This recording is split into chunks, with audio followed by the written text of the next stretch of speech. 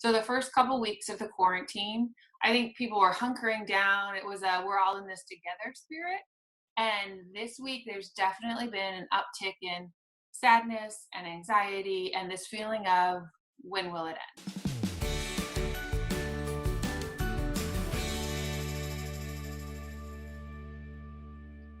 Amy, thank you for taking time at such a stressful and busy time to share helpful information with us. My pleasure. Right now, it feels like a roller coaster to a lot of us. So one day it seems like this is going to be all right. It's some level of normalcy. And then the next day we hear statistics about how 240,000 people could die. And it's just extremely unsettling for a lot of reasons. When you talk to people in your practice, what are some of the biggest things that are challenges for people to deal with? Well, so first of all, what you just said is really important. It's ups and downs, right? And so it really is such a day by day experience. People are surprised that they feel great one day and then the next day is much harder, or they feel good in the morning and then depressed by the evening. And so it's really a matter of just seeing the day incrementally. You asked what I see in people. I actually have noticed this week has been a lot harder on people.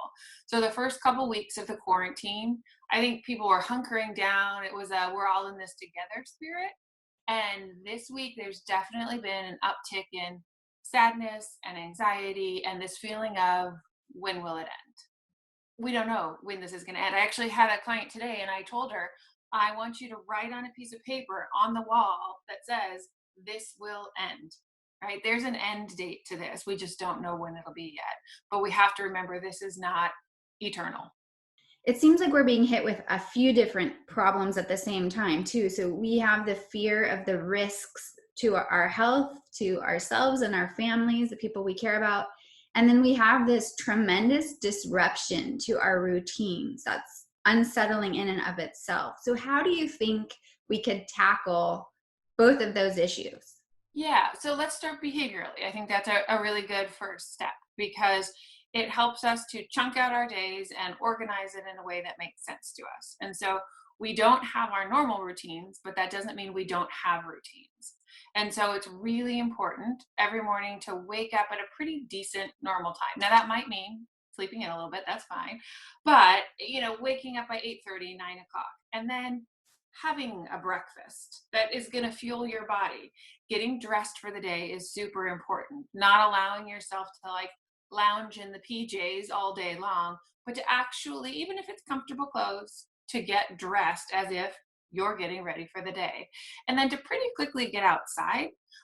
We thrive in sunshine, and luckily living in Southern California, that's an easy commodity here. But to get outside and go for a walk and get the blood flowing, get those great neurochemicals going in our brain, coming back and then having hey, this is my chunk of time for creativity. This is my chunk of time for reading. This is my chunk of time when I'm going to reach out and talk to people through Zoom or Skype or FaceTime. This is my time when I'm going to finally garden. Whatever the things are, it's there. And then I'm going to go for another walk or exercise if that's something that's important to me, a little bit more hardcore, right? And then I'm going to have dinner. But whatever the routine looks like, really having the day pass in incremental chunks where you feel like you're productive, you feel like you're doing something, and it all just doesn't blend together in one Netflix series, night to day to night, right? I love that idea, though, of creating some sort of normalcy in the sense or routine with whatever the new routine could be. Yeah, that's true for ourselves. So if you're living alone, that's super important. And the reaching out to people is really, really important. If you're living with kiddos, making a schedule for them. I have teenagers, they're gonna buck against that, but making that schedule so that they have a regular rhythm as well. Our body works really well in rhythm. And so we wanna try to create a new one and then stick with that. And then when it comes to the fear, waking up in the middle of the night, worrying about our kids, ourselves, our parents, our grandparents, and just hearing how deadly this can be, how can we process, and how do we not get paralyzed by that fear? That's a great question. So there's simple techniques and then there's larger techniques that we should be implementing. Something that I like to tell people to do all the time is notice what you're actually feeling. Notice, I'm happy, I'm sad, I'm frustrated, I'm anxious, I'm angry. You're going to feel the feeling in your body. And so the first question for yourself is, what do I feel? Right? Identify that. And then the next question is, how do I know? What in my body is telling me how I know what I feel? When I'm anxious, I tend to have a tight chest. When I'm nervous, I have a moody stomach. When I'm excited, it feels light. Like your body will tell you how you feel. So, what do I feel? How do I know? And then the most important question, what do I need? So maybe I need to reach out to a friend because I'm feeling lonely. Maybe I'm feeling antsy, and so that energy really needs to move through my body. So I need to go exercise. Maybe I am starting to feel a little nervousness. So I need to lie down and I need to turn on my mindfulness app and I need to calm and quiet myself. So in general, daytime, nighttime, whenever this is happening, just slow and try to regulate your body. How do I calm myself? I need to do really deep belly breaths. So, not just as adults, we learn to do these like breaths and think that they're deep breaths. But if you watch a baby breathe, the baby's belly actually extends and right goes in and out because they're breathing all the way down to their belly. So, we need to do these deep breaths, and that'll send a signal right up to our brain to say, calm down, body. And so we do that. Or if you're sitting somewhere and you start to kind of, oh gosh, the panic's overtaking me, you ground yourself. Okay, what do I see? What do I smell? What do I hear? What am I feeling with my hands? Right? Just go through all the senses. You'll notice my voice just slowed because I want to regulate my body and have it match that tempo. Right? And so we just work with what we're feeling. Our feelings are never bad. We just have to figure out what we want to do with them. So once we notice how we're feeling by tuning into our bodies and starting to get into our physical senses by noticing what we can see and hear and smell, what do we then do with those feelings? So I know right now I'm really scared. What is something I could do, my next step in dealing with that? Yeah. Well, so my first question to you would be, why are you scared? What are you scared of? And sometimes just confronting the fear helps us to say, oh, I guess there's not really a real reason for that to be a valid fear. Or, well, I'm scared I'm going to get the virus or someone close to me. Then, right, we go backwards. Okay, well, what am I doing to ensure that I don't get the virus?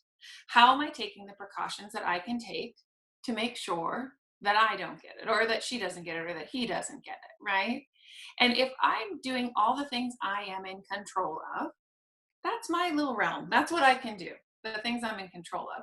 And then I make a choice that all those things I cannot control, I got to let those be outside of my realm of power, of agency, right? I control this amount.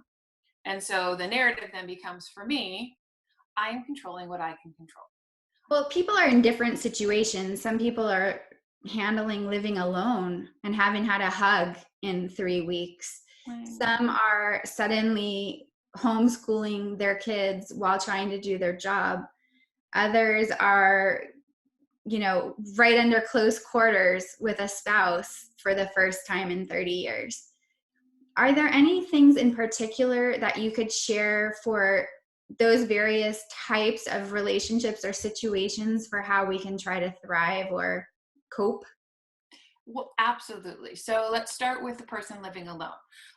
It's fundamental to our beings. We are neurobiologically hardwired for connection, which means that when I see you and you see me, our bodies, they respond to that. And so when we are not with other people, our stress levels increase. It's cortisol in our bodies increase, and that causes heart rate to increase. It causes inflammation and all sorts of immune suppression, all sorts of issues. And so we need other people. We need our people. We need our tribe, our communities to connect with, right?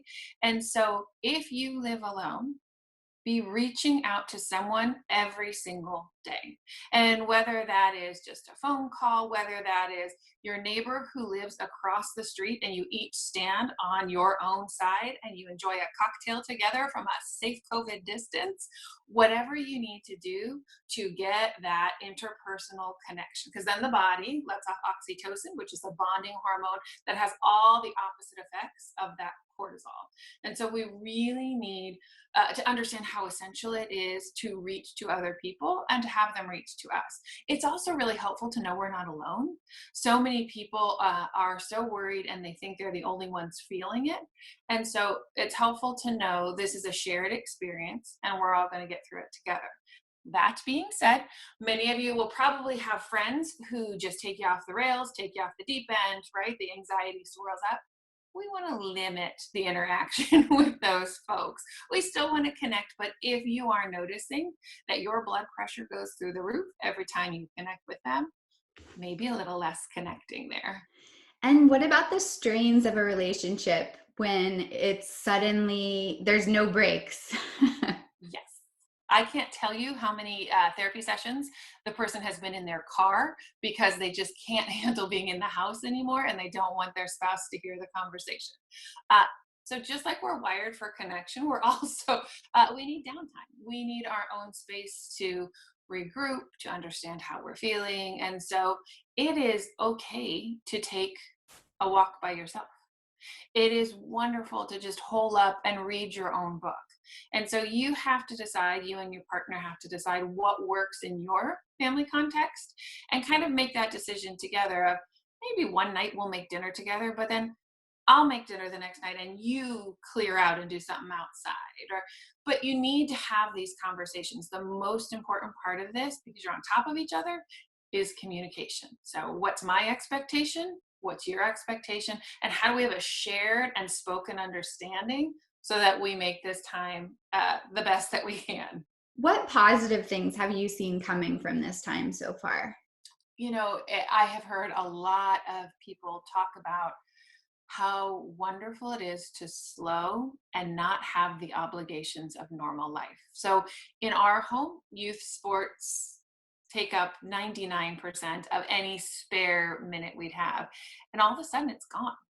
And so when we don't have these things to rush to all the time, we really have more time for each other. And a lot of families are telling me this. They've been doing puzzles together. They've been doing family game nights or even watching a family movie together. And so they're finding these new spaces that maybe they wouldn't have previously. But now all of a sudden, when left with no alternatives, we start to really see that we enjoy each other. And so that's been a great thing. I know around our neighborhood, there's been a lot of people out walking. We saw a neighbor last night and we said, "Where's your dog?" And he said, "I've walked it 12 times today." And I said, "Oh, yeah, I get that. I get that." So having that space and connecting with people. And it is nice just to know we finally have time for each other. And we finally have time for the things that make us joyful. I hear people complain all the time. I never have time to read, and I love to read. You've got time now. So it's enjoying this space while we have it, and then hopefully keeping some vestiges of this slower rhythm when life starts back up and we could easily get sucked back into the old ways of quickness and busyness and I have no time to connect. So hopefully those small highlights will stay. It's great. Well, Amy, thank you so much for your time and for sharing your expertise with us. Yes, thank you for having me. It was a pleasure.